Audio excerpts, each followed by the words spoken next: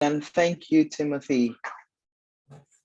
And thank you, Timothy. It's nice to be here today to sort of take you through the last lap of this human-centered design for financial products program. And it's a pleasure. I've heard a lot of what you've been doing, and I'm glad to see that we're here together. So today is our day 3, and we're going to start as usual with sort of doing a recap of what we've done in the last week, and again, a mini quiz. And it's not really a quiz, it's just a reflection of what you've learned.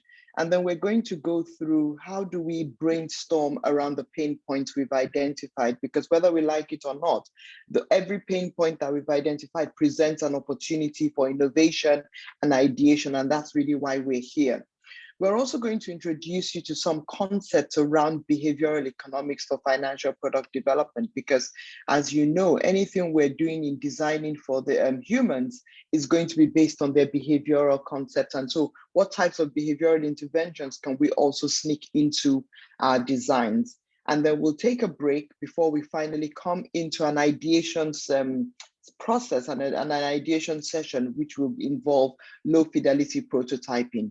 We'll look, and then we'll close by 11:30, looking at the summary of day 3, as well as a preview into day 4.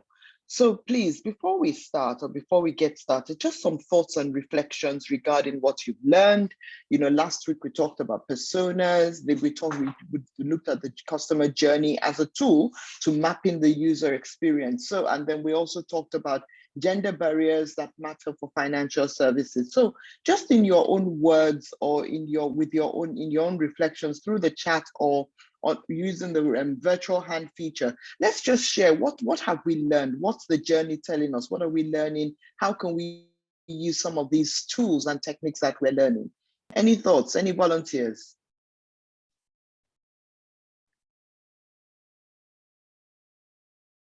Someone must have a thought. I know it's early in the morning and you're just sort of coming into the day, but no problem. Let's see what we can remind ourselves of what we've done, what happened last week. Tebelo, I'm going to try and practice some of your names as well. So I have Tebelo. Any thoughts from you, Tebelo?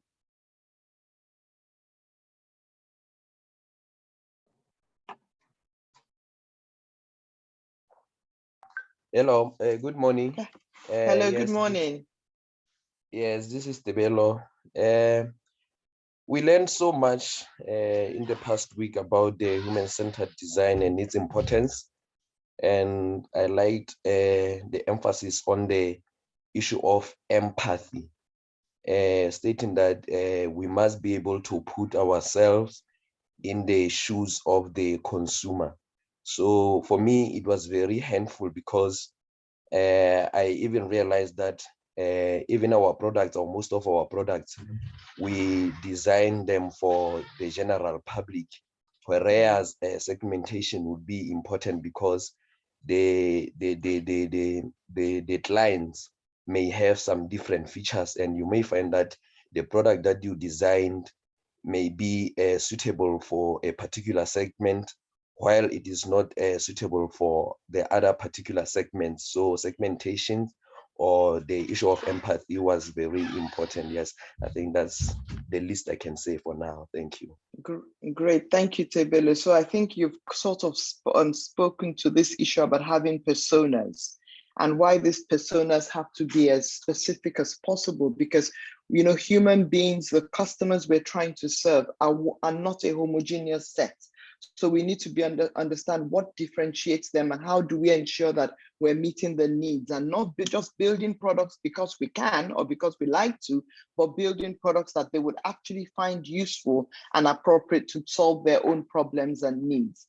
And you're correct, that issue of customer centricity is the heart of anything we should be doing, because a lot of the time, you know, we think of, oh, we understand the customer, we know the customer, but we're not really quite sure. And this gives us the opportunity to go and learn more about the customer and build around the customer's needs. Thank you for that, Tebelo. Anybody else want to chime in or add something to what Tebelo has just said, or their own thoughts?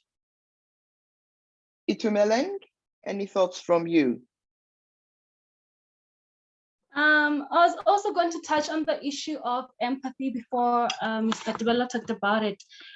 So what I gathered from my class last week was that empathy is actually very, very primal. It's actually a prerequisite. So as an FSP, you have to try as much as you can to, when you interview people or when you go to your target customers, you have to try as much as possible to remove all the superior mentality, because you want to make yourself as relatable as possible. So you have to succumb to inferiority as much as you can, because you want to make yourself relatable to the highest degree possible. Be able to walk a mile in your customer's shoes, understand them. Who are these people? What makes them happy? What makes them sad? Where are they currently sitting financially?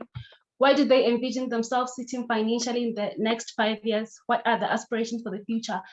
So we can be able to gather this information about customers through qualitative data collection methods, made possible through, I'm sorry, I forgot the name of the form, but made possible through like a certain form that a facilitator and an interviewer and a photographer and I'm so sorry, like I forgot the name of the entire thing, but made possible. But the idea was that like selected people from the FSP would visit the target customers carrying this form, so that they can be able to carry out an interview that will enable them to be able to understand the customers better. Yeah, that's basically what I gathered. Yes. Thank you very much, Itumeleng. And the form is the household customer map. And then the second form is the ecosystem map as well. And that helps you extract information about the customer. And you're absolutely correct that you don't know a man until you've walked 1,000 miles in his shoes. And that's what we're trying to do. Let us go and walk in the shoes of our customers to better understand who they are and how we can better serve them. And that's really fantastic. Thank you very much. So when we think about what we're doing today, we're getting into the second phase of this whole human-centered design process, and that's really the ideation phase. So we've done our research, we've understood the customer, we've done the journey. So we now want to start putting some thoughts to our concepts and to our thinking around the customer's pain points. And again, this is where the empathy also comes in, and it's also about how do we understand, or how do we develop products and services or solutions to ease or alleviate the pain point. So a pain point is really what you have. Let's say a headache is a pain point. And when we have a headache, what do? We take some painkillers like paracetamol or Advil or something or the other. So what we're also trying to do with this identifying pain points and brainstorming is really, what are the paracetamols that we're going to propose for our customers that they can use to ensure that our products and solutions can alleviate those pain points. So we're going to really start around pain points in general. And again, depending, like Tebelo said, every customer will have a different set of pain points, right? So there would not be one customer that has the exact same types of pain points. Some might be proximity, right? Some might be digital literacy or digital access, for example. Some might be financial literacy. I don't understand what the terms of my credit are, what they mean by 1% interest rate, etc., 1% per day, etc. Some might be collateral, access to collateral or any other security or anything like that. Some might be limited mobility. Some might be time. When you think about a woman, some might be inability to go anywhere because she has other dependents that she has to also look after. So when we think about all these pain points, we really need to break through and say, okay, in spite of these pain points, what can we do as financial service providers? Because these pain points are not going to go away overnight. And we want to also use our skills and our technology and our prowess to serve these groups of people. But in spite of these pain points, how do we continue to serve them? And that's really the objective of a brainstorming exercise in general.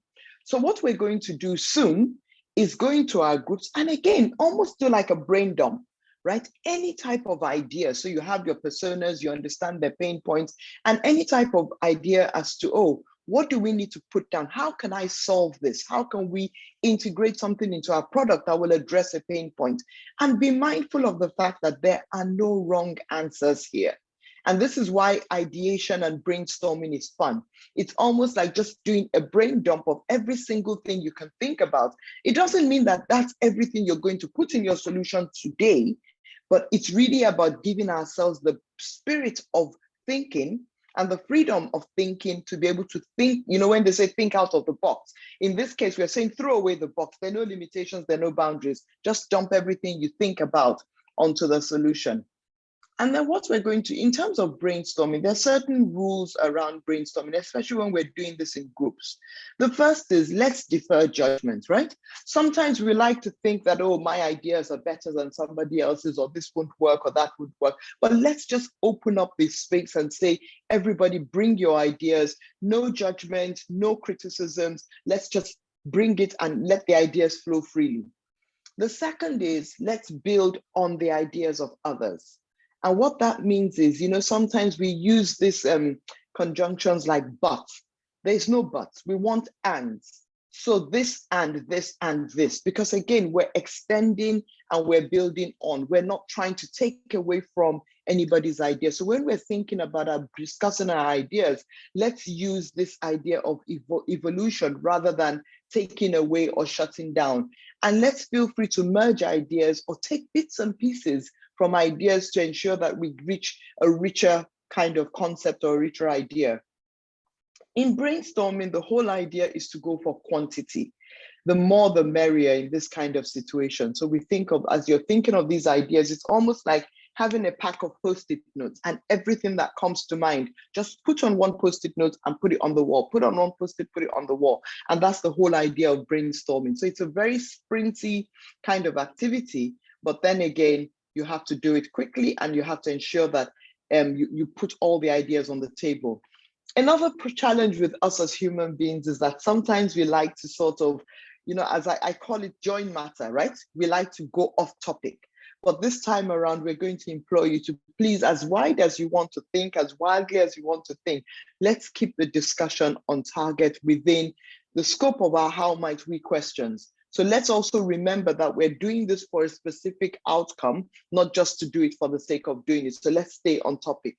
And then when we're having our discussions and within our teams, let's look at one idea at a time, one conversation at a time, give attention to one, and then move the momentum forward. And this is where we can build on the other idea I said in terms of building off other ideas. As we're talking about one, this is where we might begin to see the conjunctions and combine some of the thinking that we have around the brainstorming process. When we've done all our brain dumps, the next thing we want to be able to do is, again, now begin to filter. And filtering is always difficult because we're going to have to sort of put some in the parking lot. I wouldn't say throw them away, but put them in the parking lot because they might not be relevant today. And so some of the criteria that we present to assist you in filtering is, first of all, does the solution or does the idea of the solution respond to the correct problem, right? Will the solution improve the customer experience? So when you're thinking about the customer experience, think about the user journey, right? And then just try and give us an idea as to what is there evidence to suggest that within the user journey?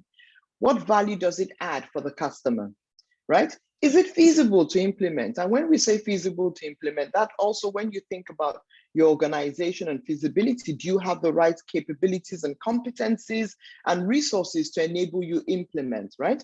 Will this solution change the competitive landscape? Again, don't be blinded by the fact that you're not the only one providing goods and services to the customers. What will it do to the competitive landscape?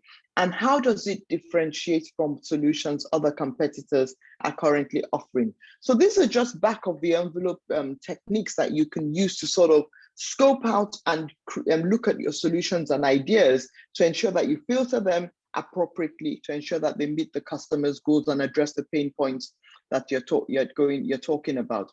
So right now we're going to go into a quick brainstorming activity. Correct me, Ibukun, right? So you're going to go into your groups, and for 20 minutes, we're going to go into a brainstorming activity. Are we good, Ibukun? Yes, ma'am, that's correct. Great. So we'll go into our groups for 20 minutes. And please, like I said, just dump all your ideas out there, and then we'll come back and do a quick share out before we proceed into the rest of the program. Any questions before we proceed? Any questions? Okay, so we'll see you in your groups and we'll address any questions then. Thank you. Crystal clear. Thanks, Itumeleng.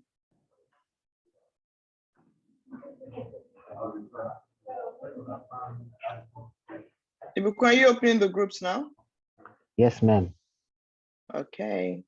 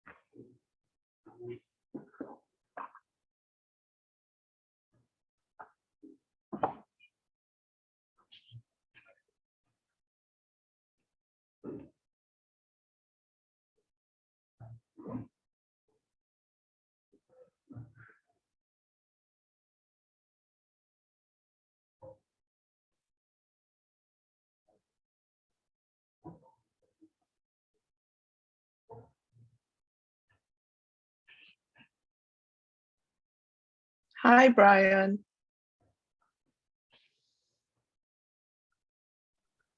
Hi, Yinka. How you doing?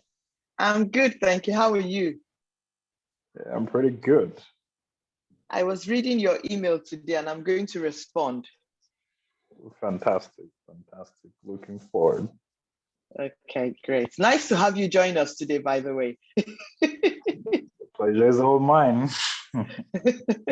Thanks. I couldn't miss this. I was told you're coming on, so I was like, nope, I'm going to attend. Well, it's great. It's great working with the IPA team on this one because it's a really interesting concept. That's true. That's true. I'm definitely learning a lot from it, and yeah, happy to be here. Great. Yeah. Actually, can you put me in one of the groups? I'm just curious to be in there. Okay, let's see. I would assign you to Lesotho. Thanks. Okay.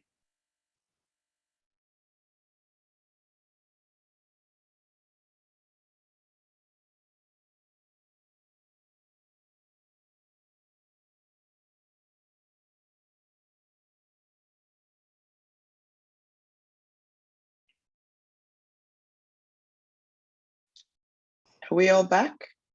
Yes, we are. Yes. Great. So ladies and gentlemen, in your two groups, how many ideas did we come up with? Who is going to give us some thoughts around that?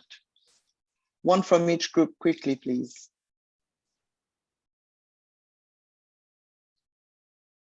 Okay, I will pick on somebody if no one wants to volunteer. So let's start with Nobandile from Letshego.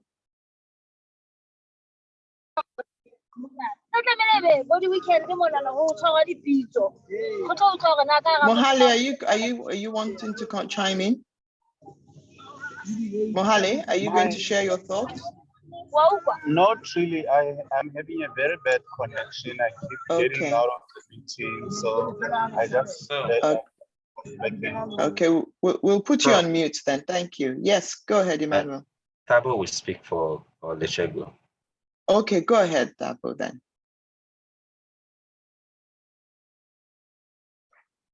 Thabo, are you ready?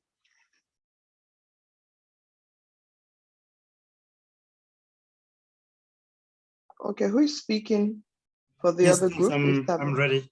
Sorry, okay, I was actually trying to get my sound troubleshot. Having problems hearing clearly. So could I request that somebody was sharing their screen to stop so I can be able to share? No, can you just read out?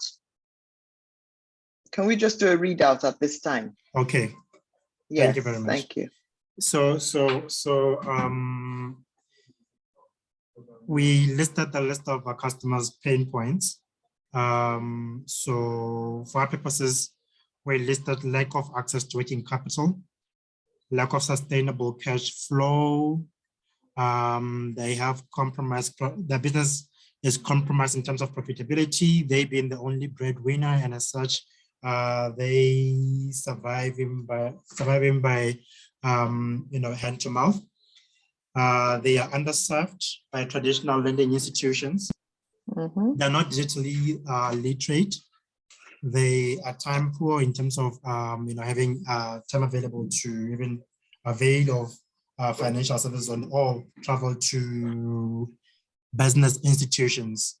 They have their business lacks visibility, it being a bit distant from the ordinary customer population. So those were what we listed as our customer pain points. Okay, great. Now, we then proceeded to brainstorm around what we could offer them, and three ideas popped up. First, small capital injection is what they will primarily need, and whatever solution that we provide to them will have to be business. They also need business capability in building into the solution, and by business capability for us, we're talking in terms of business management tools. It could be bookkeeping. It could be a means through which they will need to record their income vis-a-vis their income spent, so that they can also plan accordingly. And also, we'll have to provide them financial literacy. So that could also be through radio as medium that we through which we communicate with our customers, and even the likes of the customer that we profiled. So in terms of our ranking, I actually presented them in terms of our ranking, where we'd have small capital injection being top of the list, followed by business capability, solution, as well as financial literacy being the third. That's the bit from my end. Okay, great. So you're focusing on the micro SME customer and really helping them and enhance their productivity through and then enhance their productivity, but also optimize their business in the products and services you're offering. Precisely. Great. Thank you so much. Thank you very much. So let's go to, I think, who is presenting for the other group? I think Ibukun said it's going to be Ithumeleng, right? Yes, Ithumeleng. Are you ready, Ithumeleng? Yes, ma'am, I'm ready.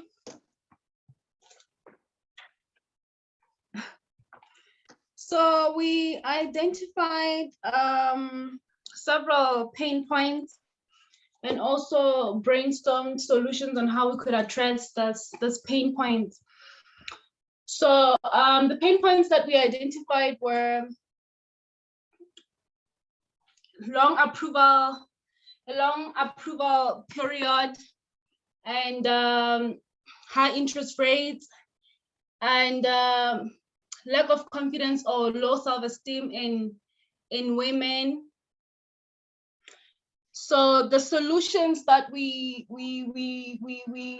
came up with to address those pain points were for low self-esteem in, well, the issue was that a lot of women tend to suffer from like a certain level of inferiority complex in relation to men in terms of handling finances.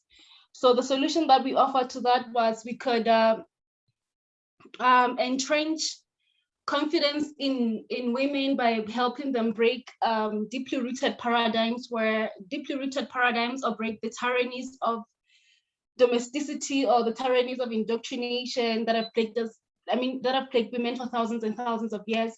So we could instill confidence in them, also teach them to take up space in society, and also teach them about financial literacy, So when it came to the issue of high interest, the issue of high interest rates, could you help me show, could you show me like the notes, Mr. Taiwo? Could you share the notes? Read them out for Itumeleng? Ibukun? Okay, so for self-esteem is basically offering financial literacy interventions for women, giving them more opportunities for self-expression, then for things like complicated loan contracts, you can integrate that into short snippets and messaging in local dialects, and then also visuals that will help communicate more effectively with the target segment. Yes, yes. Thank you very much. And one thing that you mentioned is this Itumeleng, which is one of these issues around how do you begin to address stereotypical gender norms and gender barriers that women go through. And those are some of the things you're picking out on. And so you might also want to look later on at a framework called the Gender at Work framework, which also helps you, how do we improve men and women's consciousness around some of the gender norms? And another way that works for women a lot of the time is also group products and services, where they're put in a group system and they have responsibilities and commitments towards one another. So they're very important issues that you've raised, and you see that having the product without really thinking around who the product is for, what their pain points are, what their social and cultural norms and how society treats them is also quite important to ensuring that your product can be adopted in the real sense. And that also segues into, thank you very much, Itumeleng and Thabo, that segues into the next conversation we want to have, which is around this issue on behavioral economics for financial product design.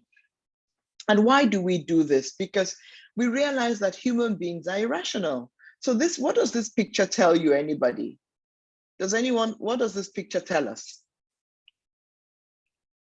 They're going into a gym, right? What are they going to do in a gym? They're going to exercise, but they have escalators. They have escalators. So if you're going to exercise, what's the thinking that you would use the stairs, right? True. And start the exercise before you get into the machines, right? Exactly. Exactly. But then human beings are irrational.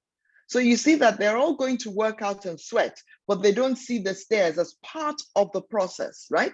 So how do we build some of these nudges or some of this thinking into humans' consciousness? Because not human beings will not behave in that way. And this is where behavioral economics comes in. And so when we think about products and services, let's not think that, oh, the human beings we want to target are just going to jump in and convert overnight. So we have to influence them. We have to nudge them gradually. And so what we talk about when we talk about nudges in behavioral economics is about a nudge is a way or a term in which any aspect of choice architecture that alters people's behavior in a predictable way without forbidding options or significantly changing their economic incentives. So the first misconception is that people avoid influencing people's choices. And that's not true. We can influence people's choices in a systematic way that takes them from one step to the other. So let's go back to our gym example in that case. So look at this, for example. Just by communicating what impact taking the stairs can have might make you reconsider, correct? Yes. Yes, exactly. So let me give you another example. How many of you wear fitness trackers, for example, or a Fitbit or an Apple Watch or something or the other? How many of you? Anybody? Fitness app and on the phone. On the phone. But have you noticed that since you started, your behavior changed? Definitely. Because it communicates what you're not doing. Oh, you're not standing enough. You're not drinking enough water. You're not doing this. You're not doing that, right? And all of a sudden, your behavior changes. And those are the kinds of nudges that we need to think about when we're talking about our customers and our products. So if you go back to Ife and what she said regarding women's self-esteem, how do you help a woman build self-esteem? Just gradually. It's through the messaging, it's through the communication, it's through understanding, but it has to be done in a deliberate way that, okay, so if you give a woman something to try out today, and again, something she's always told herself that, oh, I can't do this, like in terms of financial management, and she tries it out, what's the reward? What's the incentive? Because that is a nudge in terms of you did it, now you can go to step 2. Okay, so we have to be intentional around things like that. So what are nudges in that sense? So when we think about things that we put into our products and services or messages, so when you think about, oh, if you have an own home energy system that tells you how much energy you use compared to your neighbors, that's again giving you some form of comparison that, oh gosh, I'm using more than my neighbors, I'm using less than my neighbors, and it helps you behave or rationalize your behavior. That's a nudge. And something that's not a nudge is adding a tax or a financial penalty on excessive use of energy use, right? Because all they're saying is that, okay, so I'm gonna be paying anyway, so let me just continue using and paying. All right.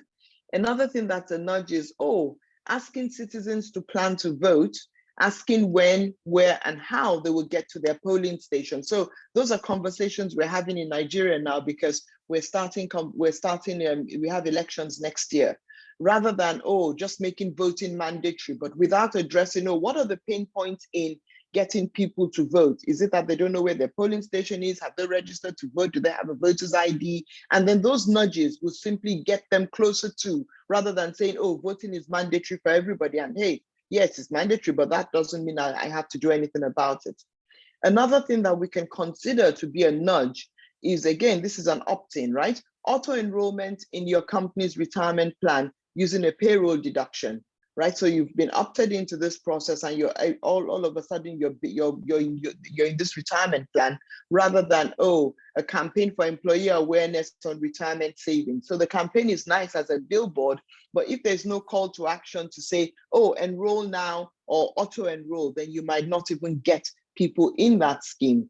So when we think around nudges, we need to think about how are they going to change the behaviors of the people that we're talking about. And this is also about thinking around their financial health and the behavioral biases that create obstacles in customers achieving their financial goals. And that's where nudges come in. So if you go back again to your household financial map, right? Okay, thank you. Your customers told you their aspirations, right? They told you their challenges, they told you their pain points, they told you their aspirations. Thank you. So they shared their aspirations with you. Now, how do you convert some of these aspirations into nudges to ensure that they can meet their goals? So for example, a woman has said, oh, I want to be able to send my child to school, but I don't see how I can do that because I don't earn enough, etc., etc. What are the nudges that we can help in building into our product? That maybe it might be a goal-oriented target savings. It might be about budgeting household expenses. And those are the kinds of ways we need to start thinking around some of these solutions that we want to build in, because there's the behavioral aspect we need to consider. So let's just talk about some examples of customer behavior and the nudges that we can put in. So the first is self-control, right? People often intend to use money for a specific purpose, but find themselves spending it on other more tempting and gratifying things. I don't know about you, but I'm one of those people that, oh, I see something I like, and I'm like, okay, I'll juggle myself around and we'll change things around. And so the whole idea is, how do we ensure that we can help people focus on what is important? So that's where a real life application would be sticking to budgets and plans. And this is where sometimes when we're thinking about digital consumption and financial services, it might be about how do we put some element of gamification into it, right? How do we ensure that, oh, we're rewarded, or like when your Fitbit tells you, oh, you've achieved so many steps today, well done, because that's what we like as human beings, right? And then, oh, if I limit myself today, I can get more tomorrow. So you can show them the road and the direction. And sometimes when I do some of these challenges on my app, on my watch, it will tell me, oh, you have to only do so many things a day. And it gives you that encouragement to continue. So self-control is one. How do we real life applications, sticking to plans and budgets? And as Fabo said in their own solutions, when you're thinking about this micro SME, he has his own plans and budgets. How do we ensure that, for example, you want to help him monitor his expenditure? How do we ensure that his expenditure doesn't surpass a certain limit every day to help him increase his profitability? So those are nudges that you can put in your solution to use as guides. Another nudge that we can think, another application is also consumption smoothing. And this is where we can use commitment devices to help us stick to a plan. So these commitment devices are voluntary binding arrangements that people have and make to reach future goals. And a lot of the time, it's really the devices, the commitment devices we embed into our program, into our products that help people act according to their set plans. So first of all, some hard commitments could be fines or penalties. So you can tell people that, oh, well, if you break this condition, you would lose this and forfeit some financial incentives. On the other side, some softer commitments might be labels, might be social pressures, especially when you put people within groups, right? And it might be, oh, I need to also be part of a group. I need to do my own part. So that's a soft commitment and a social pressure that we can think around. So an example is commitment contracts for savings, for example, and this is just an example from a bank. A commercial bank offered a savings product that prevented clients from accessing their funds until they reached a certain goal, either an amount or a period of time decided by the client. A year after the offers went out, clients who had used the savings product had increased their account balances 80% than those who used normal accounts because they had this commitment goal within it.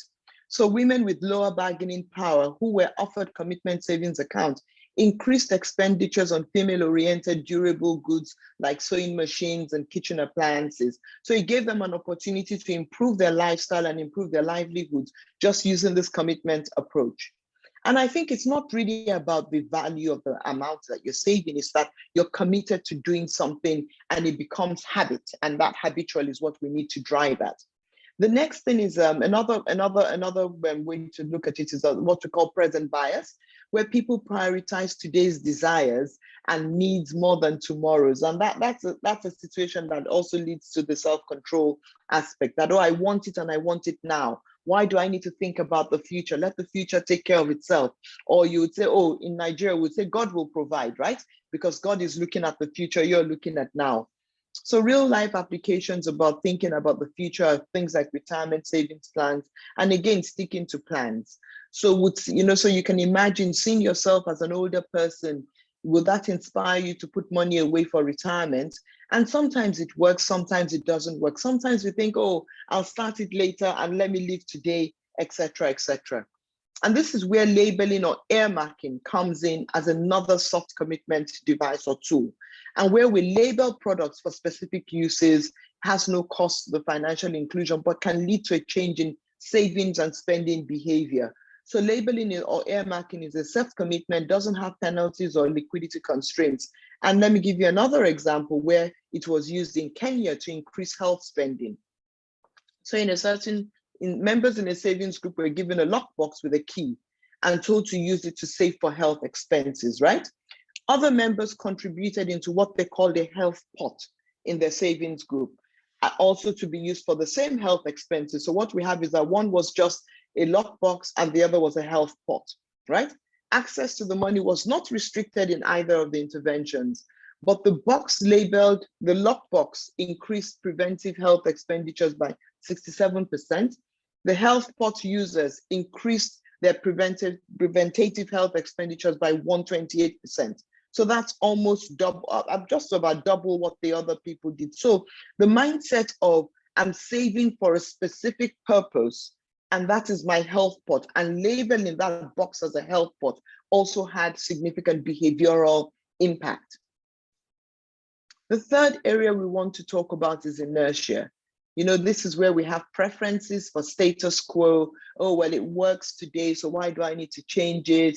Whether it's for better or for worse, you know, the alternatives are available. And this is where we need to think about how do we put default settings in? How do we have opt-in option, opt-in or opt-out options in there and make things a bit automatic? And so when we think around this, it's really about not giving people the choice, because on their own, they wouldn't go out and do it. So this is where, again, default enrollment is a simple product design modification in which customers are informed that they will be automatically enrolled in a product or service until they choose to opt out. So if you think about, oh, if the law permits you, you want to start a new service, or you want to say, oh, we have a product solution that you can save 10 cents a day, and then you default it. And if they say, oh, I don't want to be part of it, they can opt out for it. That's a behavioral change, because you know that on their own, they would not come into that scheme. So another example comes from Afghanistan, where we see default savings in Afghanistan.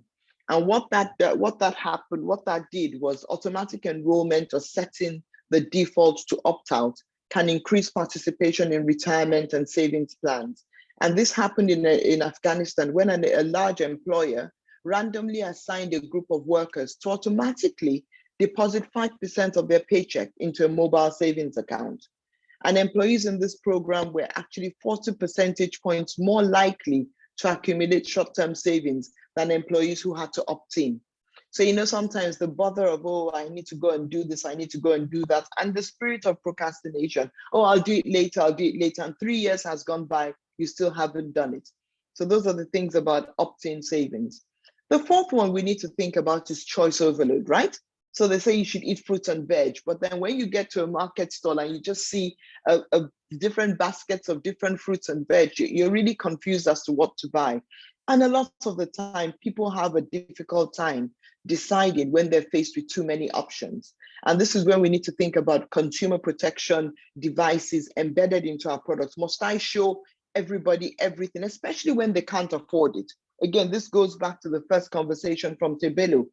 How do we ensure that we know our customers and we have our personas and we've segmented them appropriately, so we're not giving them things that are out of their range or out of their pocket? And then understanding their financial capabilities to enable them make a product and select the product appropriately. A good experiment that came out of that we want to share with you is a jam experiment, right? And if you think about going to a farmer's market or some of these markets where this booth is selling jam, and you find out that this one booth had like 20 types of jam. But then you find out that a lot of customers visited their booth. 60% of the customers who came to that farmer's market that they visited this jam booth, but only 3% bought a jar of jam. On the other hand, we had another booth that had only 3 types of jam: strawberry, blackcurrant, and one marmalade, right? And they had fewer visitors to their booth, but 30% bought a jar of jam. So sometimes less is more, because it helps people narrow down their choices and select what they need to select. So before we summarize, I came across this. It's a study done by Finmark Trust, and it's looking at behavioral choices for in financial products. And this really gives you the different intervention areas. We've spoken around some of these, especially when we talked about opt-in and default, talking about inertia. We've talking about commitment devices and labeling. We've spoken about, and then there's also things about financial incentives and pricing and financial benefits. And then we haven't spoken much about communication, but there's all sorts of interventions that you can also use with communication. So if I go back to the stairs example, it was like, oh, 1 calorie per stair, and that's the communication. And this gives you an idea as to the different types of behavioral interventions that you can build into your products and services. So the next thing we need to ask ourselves is, yes, nudges are good, but do they always apply? And when do I need to apply nudges, or when should we consider applying nudges into our products and services? So the first thing is, when should we apply nudges? First of all, is it a problem that can be solved with a nudge? In other words, what is the problem? Is it a behavioral barrier or is it a different type of barrier? You know, this is not a one size fits all kind of magic bullet trick that we apply. If the barrier is behavioral, then we can think around nudges for that. Number two is, what do we want to achieve? What's the outcome that we want? And this is about, you know, being deliberate and thinking around it by design. So we can create a theory of change that incorporates the nudges, acknowledges the problem, and leads to the desirable outcome that we need. The third thing we need to understand is segmentation matters, right? Nudges affect different types of personalities differently. So again, what the nudge that might work for me might not be the same nudge that works for Itomeleng, for example. And so we need to understand that. And this is where we need to also say, how do we build this into everything that we do to ensure that we achieve our outcomes? The next thing is it worth it? Is the change you see worth the cost of implementation? And this is a nice back of the envelope test in terms of market fit and market readiness, because otherwise we might spend so much in implementing this change and we might not get the results that we want. And so, but then again, nudges are not a magic bullet, like I said. It's greatly good for relatively small scale, short-term behavioral changes. And don't forget that once behavior changes once, you're always trying to elevate and look up and change the behavior again. So it's not a one size fits all, or it doesn't challenge the status quo, but it's also about what are the series of nudges that would get us to that outcome.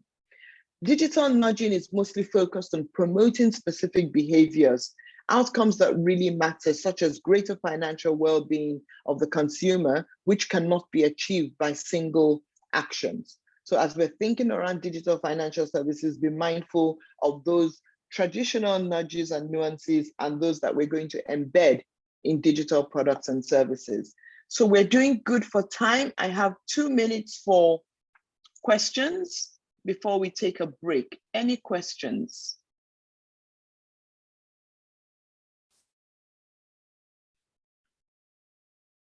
Any questions or anything you want me to clarify or review or go over?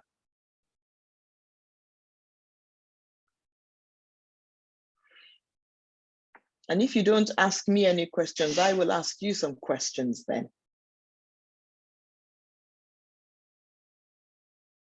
Okay, so let me go back to the group Lesotho, for example. When you talked about your capital injection loan, what types of nudges would you think might be appropriate to encourage people, again, who might be reluctant to take in loans because they don't, as you said, financial literacy could also be a barrier. So what type of nudges do you think would encourage somebody like that to take a loan?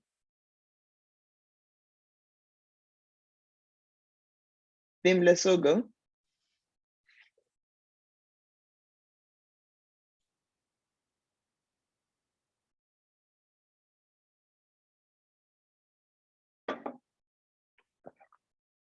No volunteers. Emmanuel? No one wants to volunteer from your team? Well, Mustafa, any idea? No, Bandil. Come on, guys. Or maybe they are trying to unmute their mic. They are very active. The same thing goes for the other team as well. Team Phutalichaba. For the women, what types of nudges could you include? And I put the summary on as well. Go ahead. I would say making an example, like showing like an example of a woman who comes from humble beginnings, but has managed to amaze wealth and success in her life. I think that could be a nudge to instill confidence in other women, yes. Okay, so that would be something like a communication nudge in terms of social norms, right? Yes, ma'am. And letting them see and role model. Anything else? Team Lesotho, how about something that's price linked? For example, if you say, if you're committed to a standardized kind of way of doing business, you have the opportunity to win a certain type of prize to enhance your business, for example.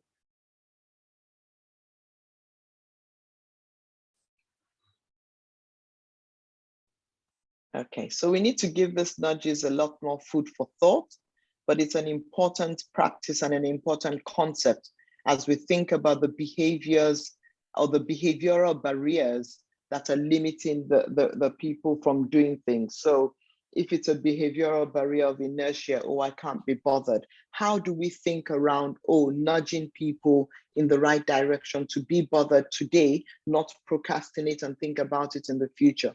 So Team Lesotho, if you think about all your pain points that you identified, which of those pain points are behavioral pain points, are behavioral, and which are different? Okay, someone has a comment in the chat. Let's see. Ease of making a loan and growing a business, right?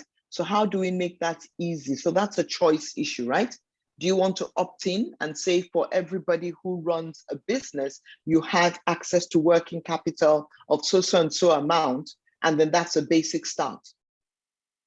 Could that be a good way?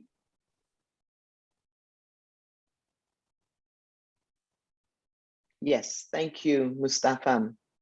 So we find out that we just have to put ourselves in and challenge our thinking and challenge everything that we know and put ourselves in there to ensure that we're using these tools appropriately.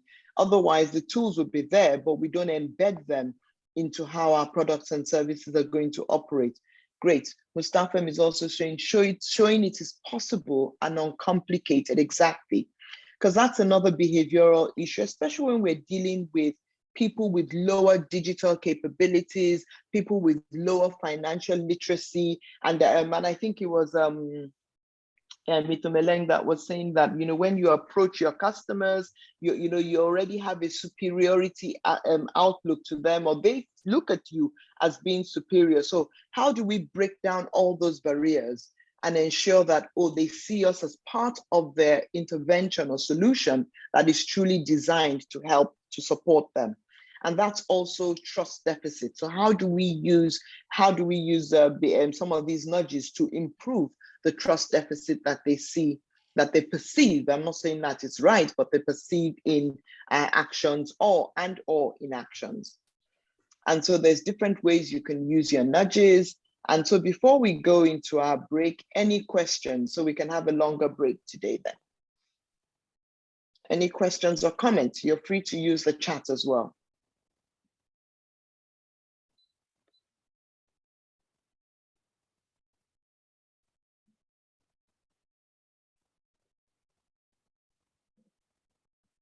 Okay, so we will come back at 10:45. We'll go for a 15-minute break. So you see, I'm very generous today. I'm giving us more time for our break. So we'll go for a 15-minute break and come back at 10:45. Okay, thank you. Thank you, Prof.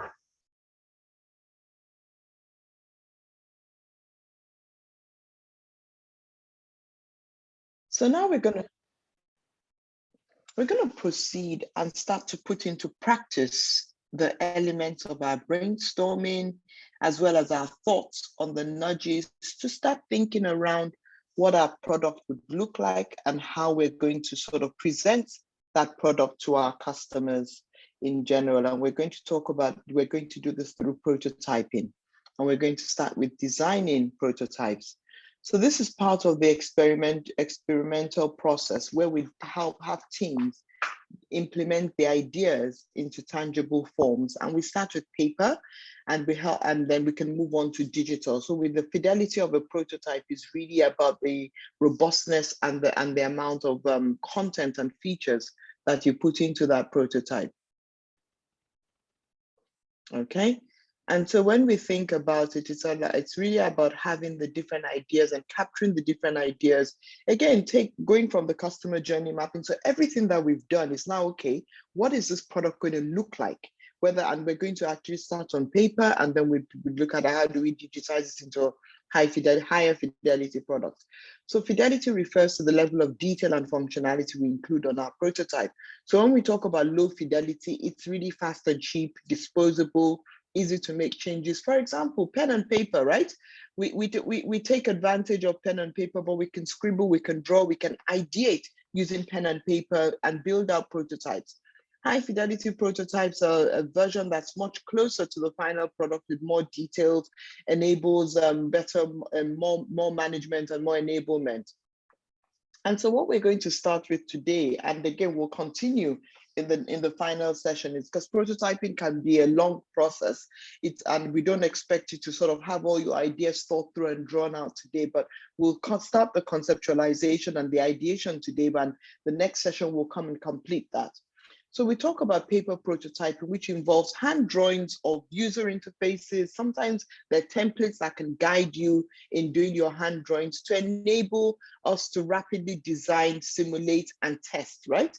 Paper prototypes allow teams to communicate concepts and observe how customers interact with user interfaces before we design them and deploy them digitally. So there's sometimes we go into the field and to the same customers, and we take some paper prototypes like you saw with the household map, and we sort of get customers to work through and imagine they were using this as a product, how would they use it? And that also gives you different types of feedback based on some of the concepts that you put in a user experience, a customer journey map, and how that relates.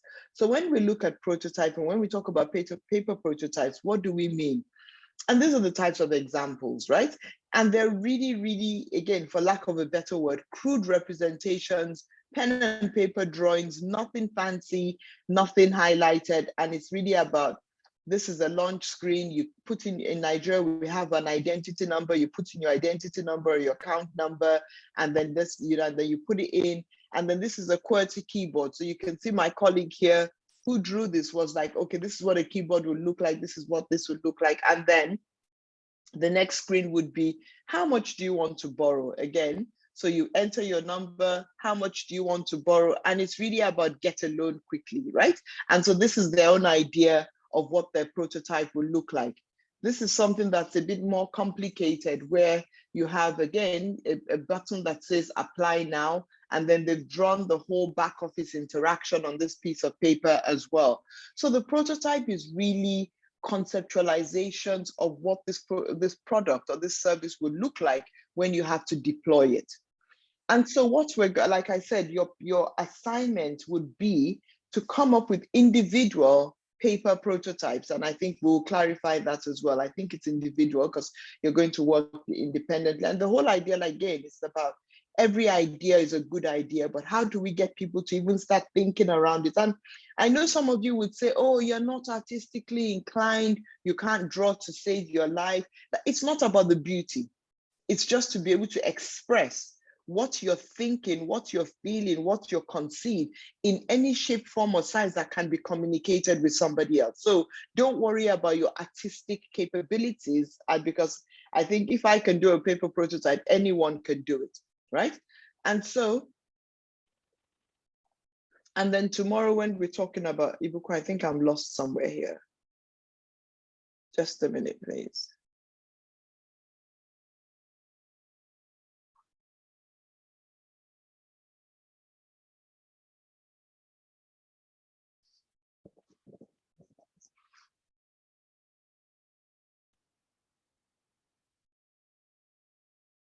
Okay, so we're supposed to go into a group session now. Correct me if I'm wrong, Ibuku. Yes, ma'am. We're supposed to go into. Yes, we're supposed to go into a group session, and that's going to take 30 minutes. And this is going to be, again, we're going to work as individuals. Correct me if I'm wrong, Ibuku. Yes, ma'am. Everyone is going to have their own conceptualization. Yes. So would you take them through the instructions for the group session, and then so they can go and do that? Okay, no problem. All right, thank you, Prof. So what we're going to be doing, as Prof has beautifully explained, is that we're going to be doing sketches of what we envision the our product is going to look like in the hands of our customers. So the way it works is there are several ways you want to do this. You could do, let me just quickly share my screen so you have some kind of visual to go with what I'm saying. So you can see my screen. You will notice that, okay, so here we have sort of like a visual of what sort of an app would look like. You have the keyboard, you have the touch screen and things like that. But then here you have something more like a story or a process of, this is how you start, this is what will come after they do this, then this will take them to this, then this will take them to this.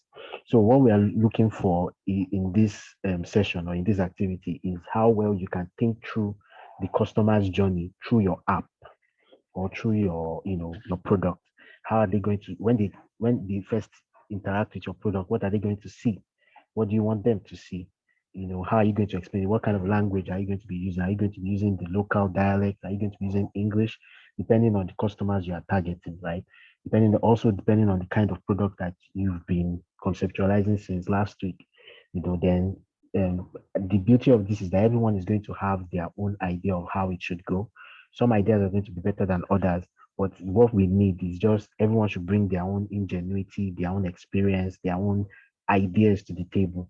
What that's going to do for your designers at the end of the day, or whoever it is that is going to be doing the high fidelity prototyping and all those things, is that you'll be able to sift through everything that everyone has brought together and take the best ones, and then build a product that everyone can be proud of. And at the end of the day, we would all have that, we would all have a stake in the final output that, yeah, that was my idea. I was the one who came up with this, and everyone just sort of feels some sense of, having contributed to the success of the product. So that's what we're going to be doing.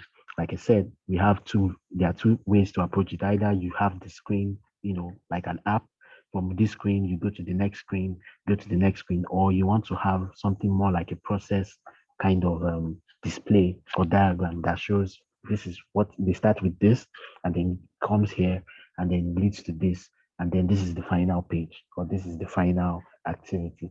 Or what you are looking at is the product that you're working on, whether it's a loan product, whether it's a savings product, whether it's a group savings product, whatever it is, the product that you started with, that you have been working on since last week is what you're designing these sketches for or about. I hope this is clear. I don't know if there's any question before we move to our breakout rooms.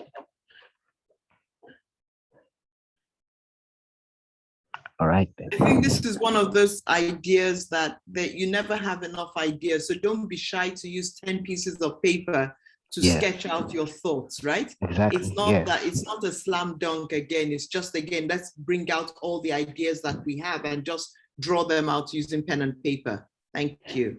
Exactly. Thank you, Paul. Okay. So before we go, I wanted to ask, so at what point should we converge to now do a group prototype? So the idea behind this activity is so that everyone will have something to work on and also submit. So I don't think it's necessary for them to come together to produce one particular prototype at the end of the day. Okay, I just wanted to, so that they are all clear. Yeah, so it's your own ideas. We want everyone to go through the process and be familiar with it. So I want everyone to have the knowledge. I want everyone to be able to say, okay, I can do low fidelity prototyping, and this is my own vision of what the product should look like or how it will work.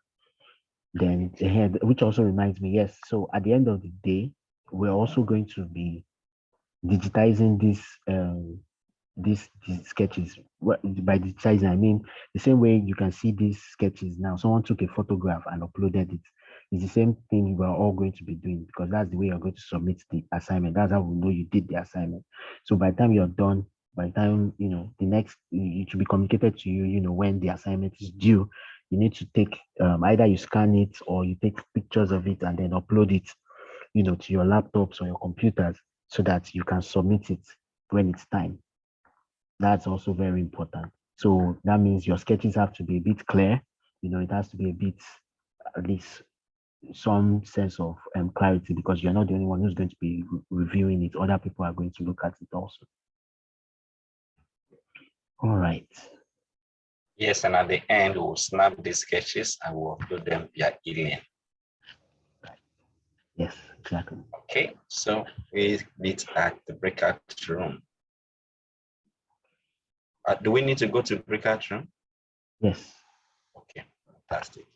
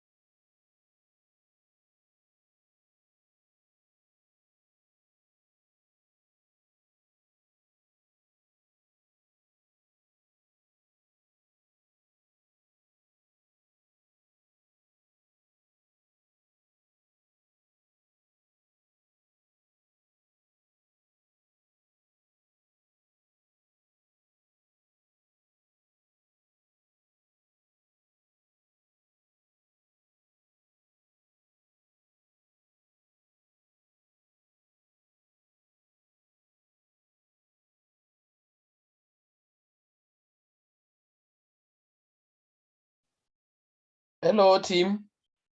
Timothy. Hi, Tebelo, Jinka. Yo, my network took me out of the class Okay, break. I'll put you back in your group. Thank you. You're most welcome.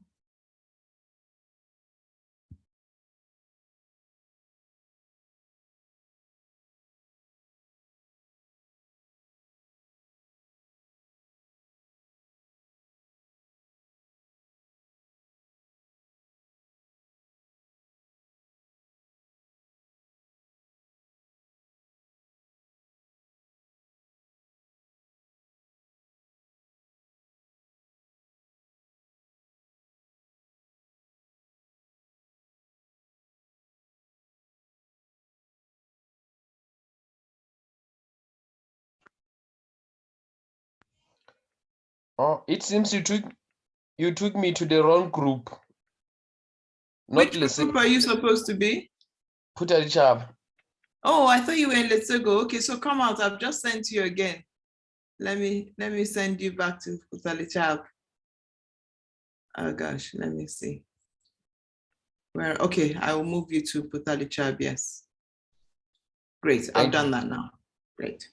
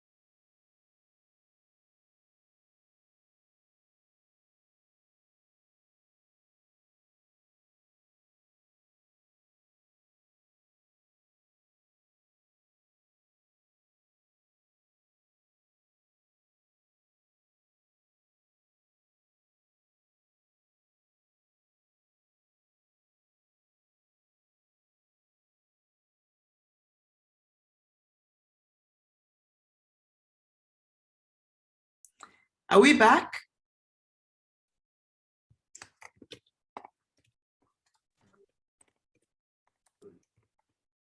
Are we back?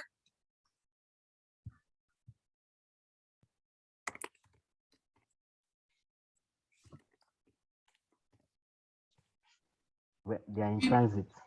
Okay, they're in transit. Okay. Yeah. Ibuku, so can you facilitate the share out? I'll just listen in. Okay. Thank you.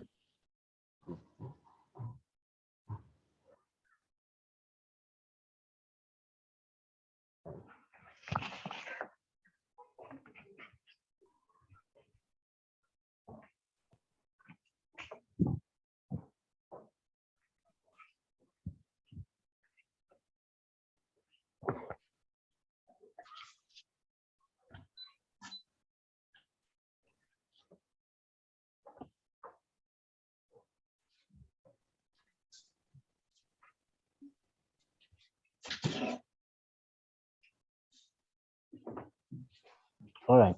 Looks like we have everyone here. Okay, so I know that we're still with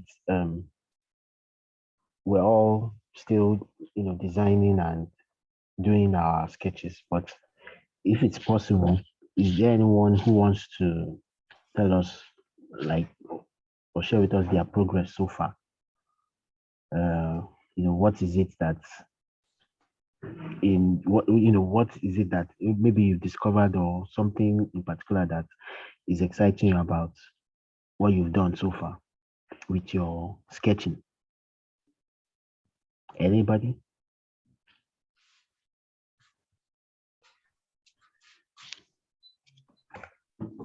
Okay, let me do something. Pule, do you mind? Sorry that I'm calling on you, but I know that you have something to share. Do you want to just talk us through your thought process for your prototype?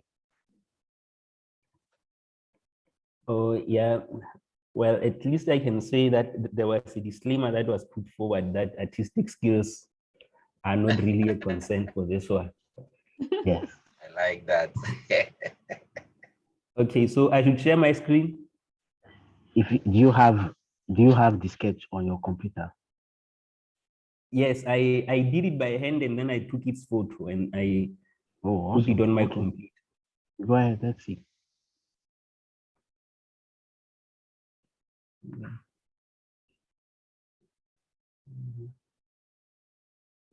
Yeah, I don't know if you can see my screen. Mm-hmm.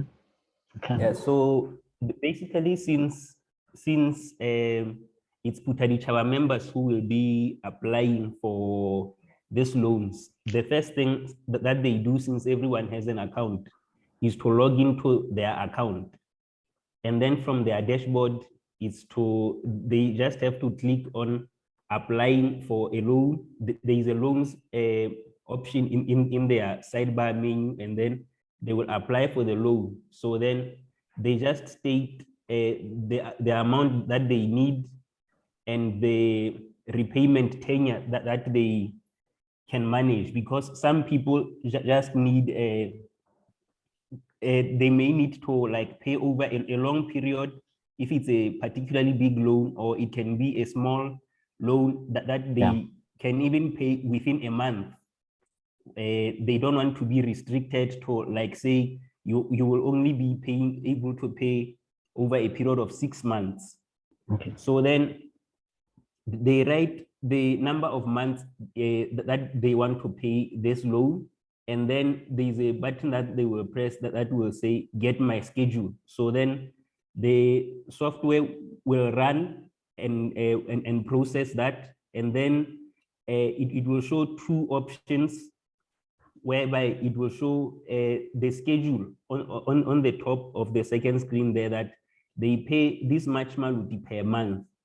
If they accept that they can pay that particular amount per month, then they just click on accept schedule. Okay. And then if they want to change, they can click on change, and then they write the amount of installment that they prefer to pay per month. Okay. Then then the system runs again and regenerates the schedule, and then it will it will show that, okay, if you prefer to pay this much installment, you will pay it in these many months, and this is the interest that you will be getting. And also, well, I forgot to update my photo that it will also show the date. There is a field for the date below interest, the date as to when do they want to pay their loans. And there is a checkbox there that they click to receive their notifications 3 days before the payment is due on a monthly basis. They just check that box, and the system will auto-generate the reminders to their numbers, because when they register, we take their emails and we also take their numbers as well. So the system already has their contact details and will send those notifications to their phones and their emails. Okay. Yes, that's all. So this awesome. is just to address the issue of long steps of a long approval process and yes, a repayment schedule that people cannot manage and high interest rate. Yes, thank you. Thank you, Pule. Thank you for sharing that. There's no problem. Thank you. You can stop sharing now. So that's just an idea. You've done an excellent job. Just shows the thinking that goes into this process, and then also being able to interact with your customers.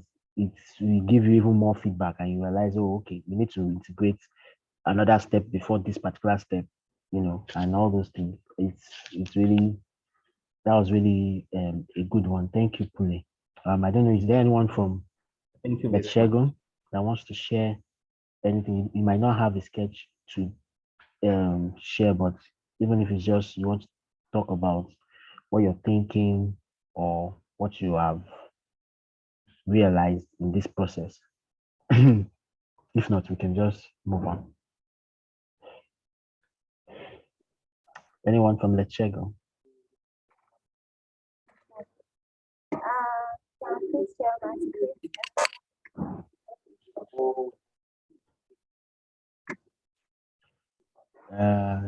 Statistic, right?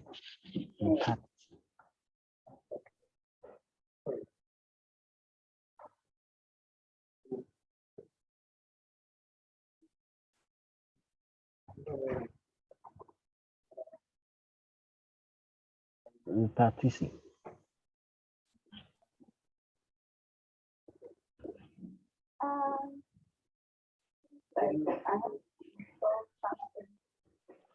I hear you very well. It seems like I have to install. Okay. We can't really see what you're trying to show us, but it's fine. There's no problem. I'm sure we'll get to see it eventually when it's time to submit. Right. So the submission and all that is going to be communicated to you later on. So it's very important that you pay attention to emails and communication that will be coming through, to tell you when the assignment is due and how you'll be submitting it. So please let's be very mindful about that. I think that's it. I'll just be handing over to Prof now. I think it's just to tell us about what we'll be doing in the next time when we meet, which is the last day for this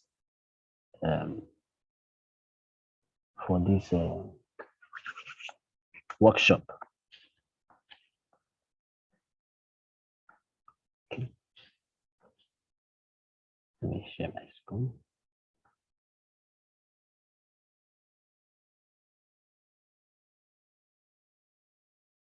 I hope you guys can see my screen. Yes, I can. Okay, awesome. So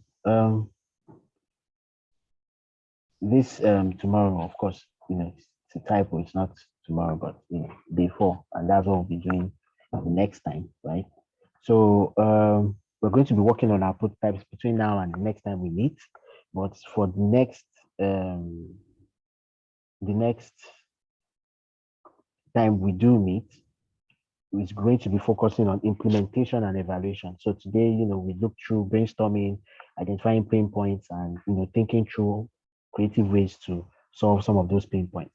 Now, having design prototypes, implementation is where you now begin to think of how you're going to roll out these products or these ideas, how you're going to build them into things that your customers will use, and then how to measure the impact of this product in the market, KPIs that you want to monitor, because you might end up measuring everything, but it's not everything that is important. There are some things that are more important than others, so that's what we'll be doing the next time we do meet. Now, concerning the next time we do meet, my colleague Timothy is going to be talking to us, because we've just gotten some new information that is very, very important. Timothy. Okay, thank you very much. So we've been informed that there's going to be a public holiday on Thursday in Letshego. And so we wanted to, ask you if we could move the Thursday session to next week Thursday, if that's fine with you. So I would like to get your response about this before we, confirm this move.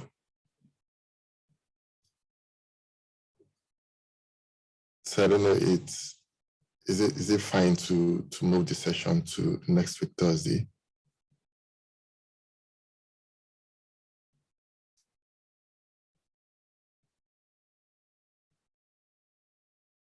Okay, Tebelo, are you going to say something?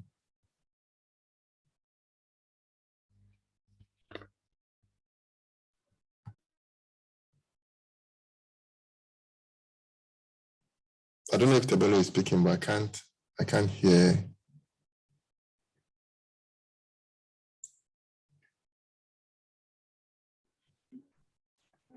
He's actually talking, but I think he's not audible.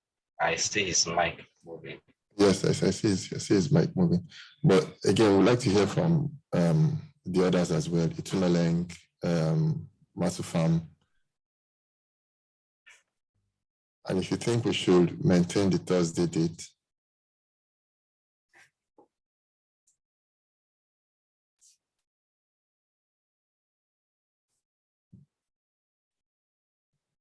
Okay, Ituna Leng, do you want to say something? What time do we have a class on Thursday? Was it supposed to be at 10 o'clock or 2 o'clock? Okay, so it's supposed to be 10 a.m. Can we not move it to 2 o'clock Thursday instead of rescheduling to next week Thursday? So that would depend on availability on our side. And again, so let's hear from the others. I think those are the two options we have now. Hello. Okay, Tabelo, please go ahead. Oh, thank you very much, Timothy. My apologies. I seem to be struggling a lot with connectivity today, so I don't get the conversation throughout. So it becomes easier, difficult for me to comment. Okay, so yeah, so we're saying since it's a public holiday on Thursday at Lesotho, we're asking if we should move the last session by a week to next Thursday when we also have availability. Okay. I don't think it can be a problem for us. Okay. Move it to next week Thursday.